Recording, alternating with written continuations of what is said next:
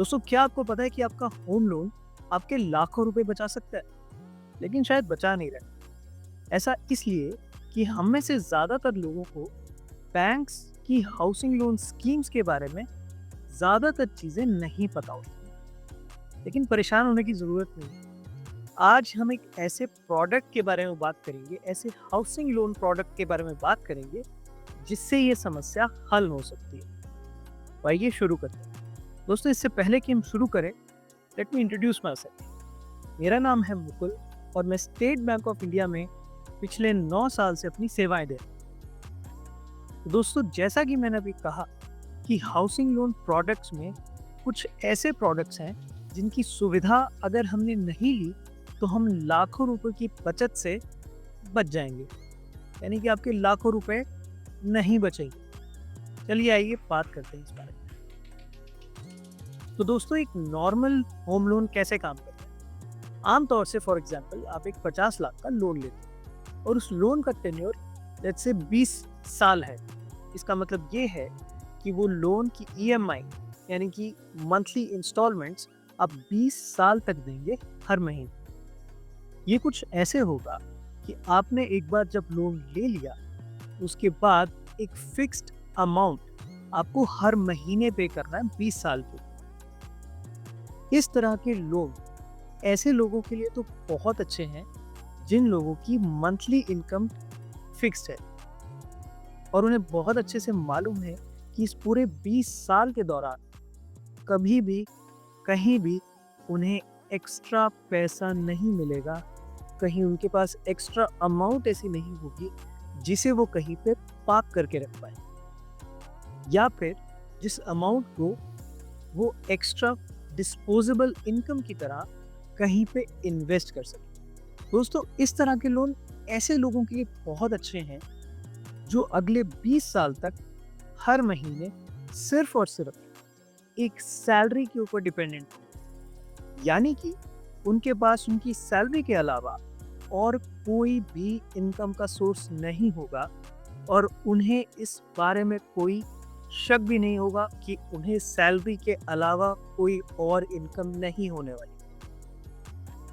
लेकिन अगर आप उन लोगों में से हैं जिनके पास आपके पूरे लोन टेन्योर के दौरान अगर कहीं से थोड़े समय के लिए भी कुछ एक्स्ट्रा राशि आती है और आपके पास वो अमाउंट कुछ दिन, कुछ हफ्ते या कुछ महीने के लिए रुकती है, तो एक product state bank of India का ऐसा है जिसके बारे में आज हम बात करने वाले हैं, जो आपके लाखों रुपए बचा सकता है during the tenure of the whole 20 years of loan. यानी कि पूरी 20 साल की जो लोन की मियाद है, जो लोन की टाइमिंग है, उसके दौरान आप लाखों रुपए बचा सकते हैं। दोस्तों, आज मैं जिस लोन प्रोडक्ट के बारे में बात करने वाला हूँ वो है स्टेट बैंक ऑफ इंडिया का मैक्स गेन लोन। ये लोन दरअसल एक ओवरड्राफ्ट फैसिलिटी की तरह है। हो सकता है आप में से बहुत सारे लोगों को ओवरड्राफ्ट फैसिलिटी का मतलब नहीं पता, बट मैं आपको बताऊंगा कि ओवरड्राफ्ट फैसिलिटी दरअसल है क्या। ये लोन एक नॉर्मल हाउसिंग लोन की तरह ही है, बस इसमें फ़र्क ये है कि जब आप ये लोन लेंगे और इसका टेन्योर फिक्स हो जाएगा, तो एक तरह से तो ये नॉर्मल हाउसिंग लोन की तरह ही काम करता है, जिसका मतलब ये है कि आप लोन लेते हैं, उसका एक टेन्योर फिक्स होता है 20 साल, 30 साल, 15 साल या 10 साल, और उस टेन्योर के दौरान आप एक फिक्स्ड मंथली इंस्टॉलमेंट उस लोन के लिए रिपेमेंट करते हैं। लेकिन इस मैक्स गेन प्रोडक्ट में कुछ खास है, और वो खास बात ये है कि अगर आपके पास कहीं से किसी और इनकम सोर्स से, जो कि आपका रेगुलर इनकम सोर्स हो, या फिर कहीं और से कुछ दिन, हफ्ते या महीने के लिए अगर थोड़े एक्स्ट्रा फंड्स हैं, तो आप उस एक्स्ट्रा अमाउंट को इस हाउसिंग लोन अकाउंट में पार्क कर सकते हैं, यानी कि आप उस अमाउंट से इस होम लोन की रीपेमेंट कर सकते हैं। मैं आपको एक छोटा सा एग्जांपल देता हूँ। मान लीजिए आप 50 लाख का होम लोन लेते हैं 20 साल के लिए, और मान लेते हैं कि वो लोन लेने के तकरीबन 1 साल बाद आपको आपकी जॉब में 8 लाख, 10 लाख या हो सकता है चाहे 5 लाख का बोनस मिला है, और आप उस बोनस को कहीं इन्वेस्ट करेंगे या फिर आप उस बोनस से कोई छोटी गाड़ी खरीदेंगे या फिर कहीं छोटा सा प्लॉट खरीदेंगे या फिर किसी और तरह से इन्वेस्ट करेंगे, हो सकता है ये सोचने के लिए आपको थोड़ा वक्त चाहिए। हो सकता है कि इस सारी प्रोसेस के दौरान आपको 2 हफ्ते या हो सकता है 2 महीने या हो सकता है 6 महीने का टाइम भी लग जाए। अब ऐसे केस में आप क्या कर सकते हैं कि आपका वो जो 5, 10, 15 लाख जितना भी एक्स्ट्रा अमाउंट है, आप उस एक्स्ट्रा अमाउंट को डिपॉजिट कर देते हैं आपके होम लोन अकाउंट। अब इससे होगा क्या? मान लीजिए कि आपने जिस दिन ये रकम अपने हाउसिंग लोन अकाउंट में जमा करवाई, उस दिन आपका आउटस्टैंडिंग अमाउंट यानी कि आपकी बकाया राशि उस लोन में 45 लाख रुपए थी।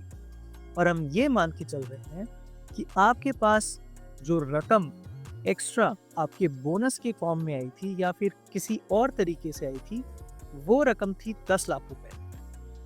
और आप ये 10 लाख रुपए जब अपने होम लोन अकाउंट में डिपॉजिट करते हैं, तो आपकी जो बकाया राशि है वो 45 लाख से घटकर 35 लाख पे आ जाएगी। अब आप ये सोच रहे होंगे कि अगर आपके पास एक्स्ट्रा धनराशि 10 लाख रुपए की आई है और आपने अगर नॉर्मल हाउसिंग लोन लिया है, तो उस नॉर्मल हाउसिंग लोन में भी आप वो राशि जमा करवा सकते हैं। बिल्कुल ठीक सोचा आपने। लेकिन यहीं पे इस मैक्स गेन अकाउंट की एक खास बात आती है।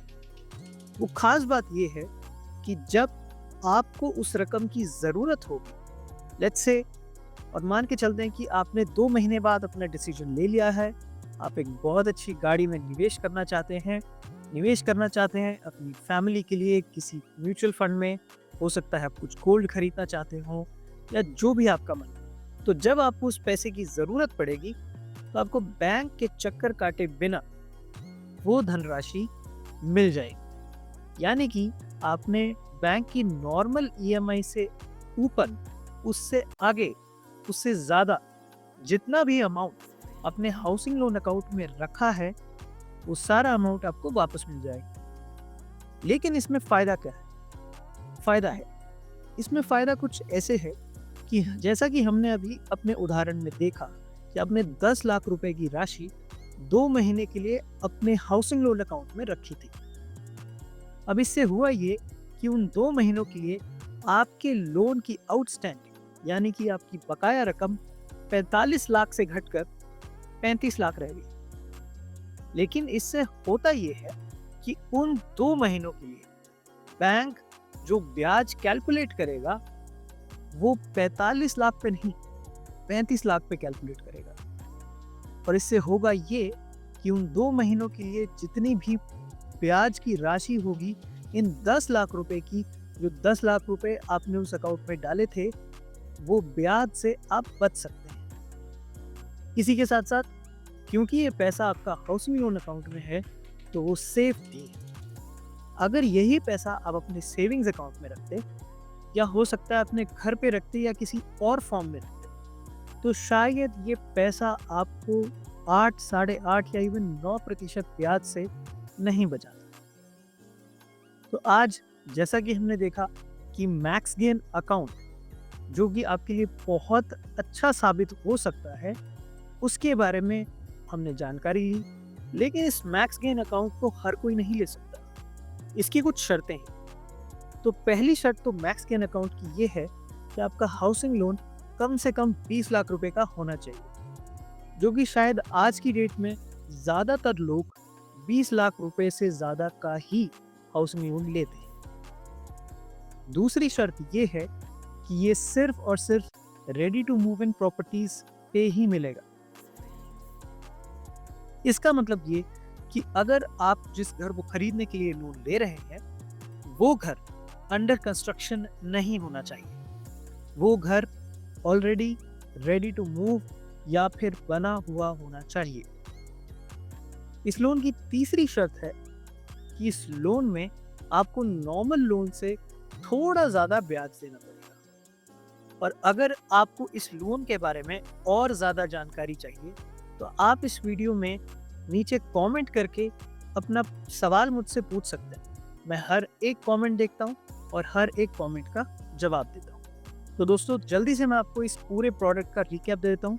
प्रोडक्ट का नाम है स्टेट बैंक ऑफ इंडिया का max gain housing loan. Loan का अमाउंट कम से कम 20 लाख रुपए होना चाहिए और ये सिर्फ और सिर्फ ready to move in properties के लिए ही मिलेगा। तो दोस्तों अगर आपको भी लगता है कि आपके पास भी अपने हाउसिंग लोन के पूरे पीरियड के दौरान, पूरे टेन्योर के दौरान अगर कुछ एक्स्ट्रा पैसा कुछ वक्त के लिए कहीं से आएगा, हो सकता है कि वो आपकी सेकंड इनकम हो सकता है आपको बोनस मिला हो, या हो सकता है और किसी सोर्स से आपको कोई पैसा मिला हो, उस पैसे को आप कुछ समय के लिए उस अकाउंट में पार्क कर सकते हैं और आपको अपने प्रीपेड अमाउंट के लिए ना ही कोई पेनल्टी देनी पड़ेगी और ना ही कोई ब्याज देना पड़ेगा। तो दोस्तों अगर ये जानकारी आपको अच्छी लगी तो चैनल को सब्सक्राइब कीजिए, इस वीडियो को लाइक कीजिए और इस वीडियो को शेयर कीजिए अपने दोस्तों और अपने रिश्तेदारों के साथ, क्योंकि हो सकता है कि आपके दोस्त या आपके रिश्तेदार हाउसिंग लोन के लिए प्लान कर रहे हो और ये हाउसिंग लोन की जो जानकारी मैंने आपके साथ साझा की है, हो सकता है कि ये उनके बहुत काम आए। तो मेरा नाम है मुकुल और मैं आपसे मिलूंगा अगली वीडियो में ऐसी ही और बहुत सारी फायदेमंद जानकारियों के साथ, बैंकिंग से रिलेटेड और फाइनेंस से रिलेटेड। देखते रहिए मेरा चैनल और कीजिए मुझे सब्सक्राइब।